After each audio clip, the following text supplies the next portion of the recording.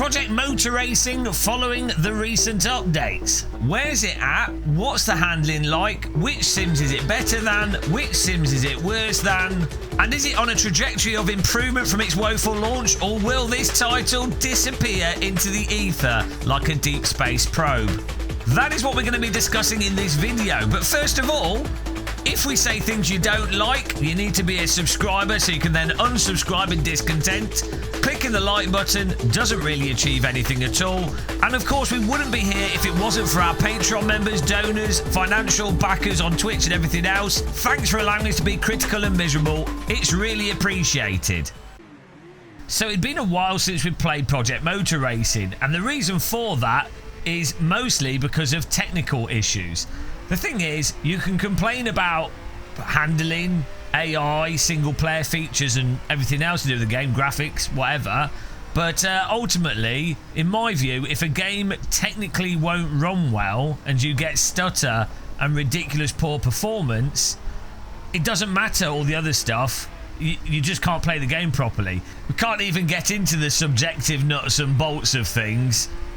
You know, if it doesn't run, it doesn't run. And I have to say, unfortunately, with our testing, we're still noticing super weird issues. AI races where the cars start pointing in the wrong direction when we did single player stuff. The fabric of space-time tearing apart with the audio. And still really poor performance relative to the actual graphical fidelity. Now, I have noticed that the game does seem to run generally more consistent and better than it did in the early launch of the title, but I would still say it has a really long way to go. And if you're used to Automobilista 2, AC1, Wreckfest 2, you know, this game really struggles to run. Now, it's worth saying it might be the case that on console it's at a locked frame rate and it plays okay. I'm testing this on a PC using the incredibly powerful Voodoo 2 graphics card, which is even more powerful than a 5090.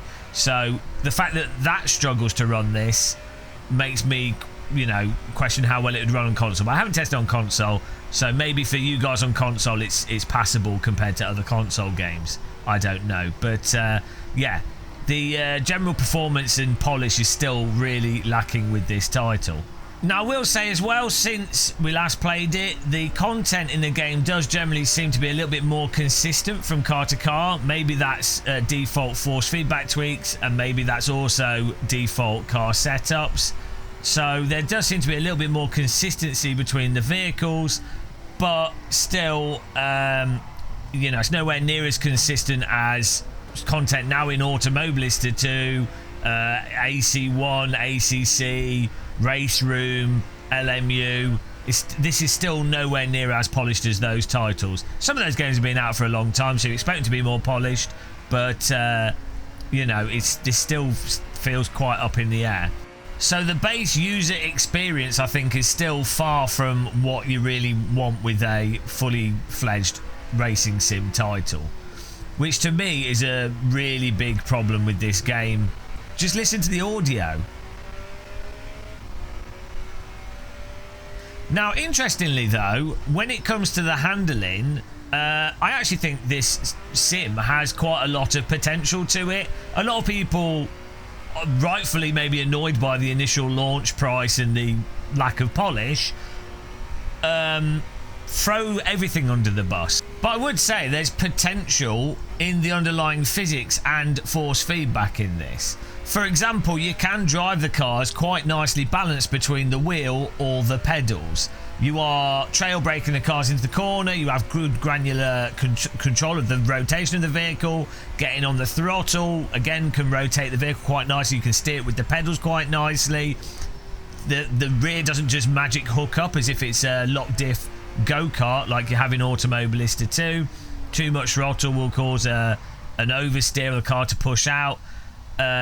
You know, generally the handling is, as I say, compared to Automobilista 2, which is probably the closest handling game to this, the handling is generally more balanced and I think in many ways more realistic in this title. So that would also apply if you were to compare this to Gran Turismo, the Forza Motorsport games, and then some aspects of how the car responds to the steering wheel is better than sims like iRacing. That said, though, with those positives, the handling is a bit weird in this. Like, notice that the cars are super sloppy and floaty. It's like someone's put road tyres or wet tyres on cars that are meant to have slick tyres, and they're overheated wet tyres in the dry, or really low performance road tyres rather than slicks, and you can just float the car around every corner. Even the hypercars, even the modern GT3 cars and GTE, the behaviour is really weird. Like, it's balanced, you can control it, but yeah, it's just bizarrely overly slidey. If you were to compare this to AC1, Race Room, AMS2 even, and AMS2 is quite a weird hovercrafty game. I don't know what's going on.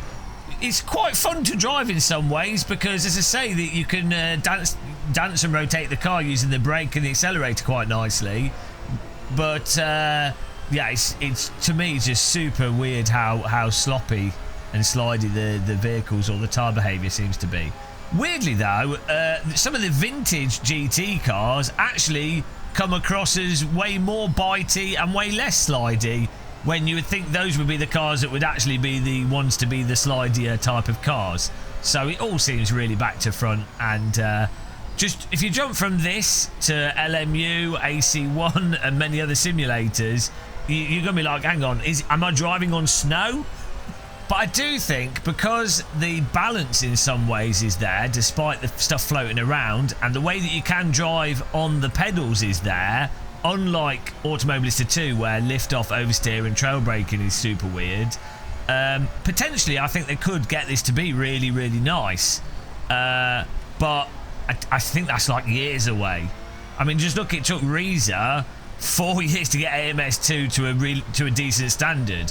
This is like starting at step one with something potentially even more complicated and a game engine that's maybe even more harder to work with than the Madness engine. So whether or not this gets improved is going to really depend on your optimism. Then you come to things like the AI, which at times can be quite nice. They seem to have this magic braking capacity to dive bomb you into corners, but it actually allows them to counter-attack you. So I think from an enjoyment perspective, that's quite fun.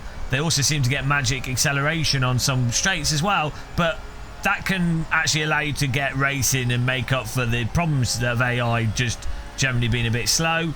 They also tend to race each other a little bit, but on balance, because the AI also just does weird stuff and drives into you sometimes in weird ways, it's worse than the AI in iRacing. It's generally worse than the AI in LMU, worse than the AI than Race Room, which is a free-to-play game.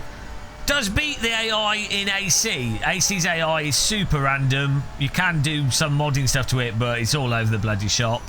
And in some ways, I'd say this is sometimes on a par with AMS2 AI. Sometimes it's better and sometimes worse. Yeah, you know, it's kind of like okay-ish AI, but it just doesn't really fully come together. You know, and to be honest, that sort of really is just this title at this point in time. It's like it's the potential. You've got these amazing car brands and you have amazing track licenses like the famous Northamptonshire Raceway and Derby Raceway. You have these amazing licenses and content potentially, and potentially a physics engine, and we've managed to adjust the force feedback to get really nice results previously. I couldn't be bothered to put the time in with the last time we played it, but it was passable force feedback, and I think you can dial it in. And I say the physics have potential, so you've got all this potential, but in a game engine that runs like ass, to put it mildly, and not cohesively polished. If this was a 0.4 or 0.5 early access, you'd be like, oh, that's great. This is coming along fantastic. We need 2 years of development, and then maybe we'd have something awesome. But as a release title that's now getting and had multiple DLCs and is supposedly out. Yeah, it's a really weird one.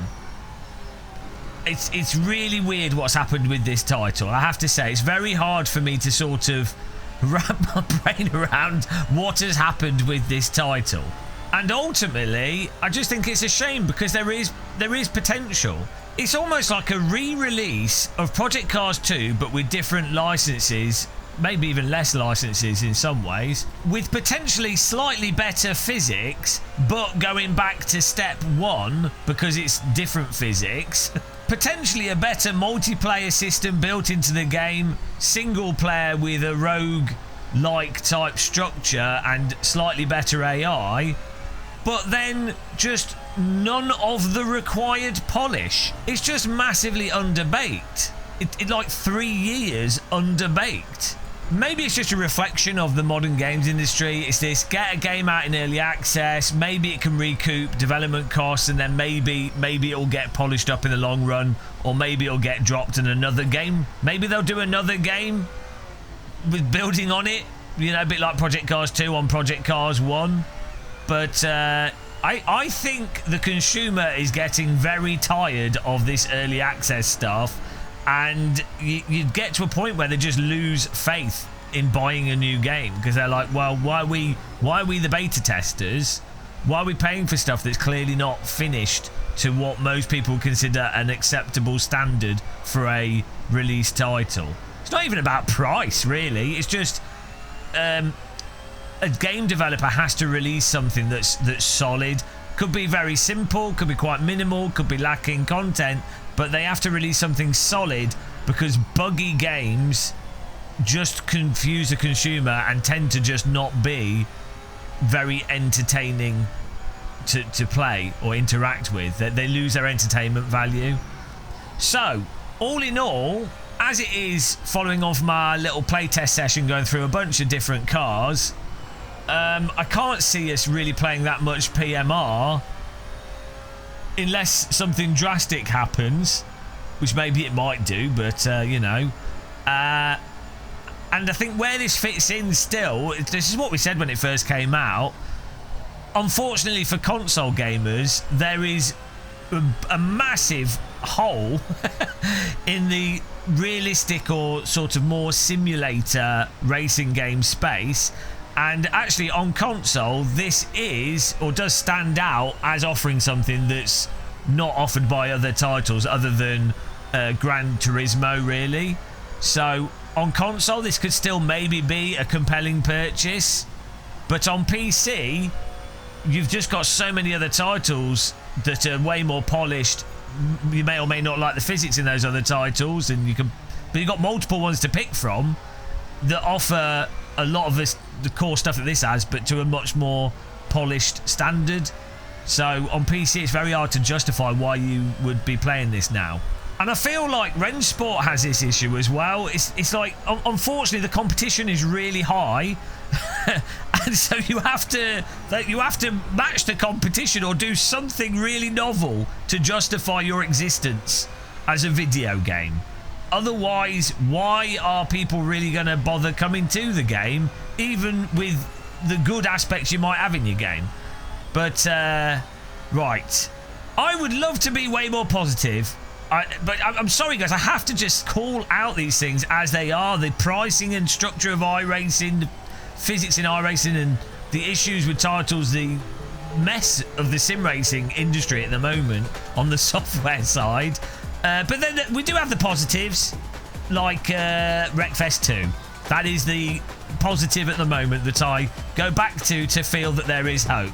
Wreckfest 2 is the hope in SimRacing at the moment. That is about it when it comes to new software.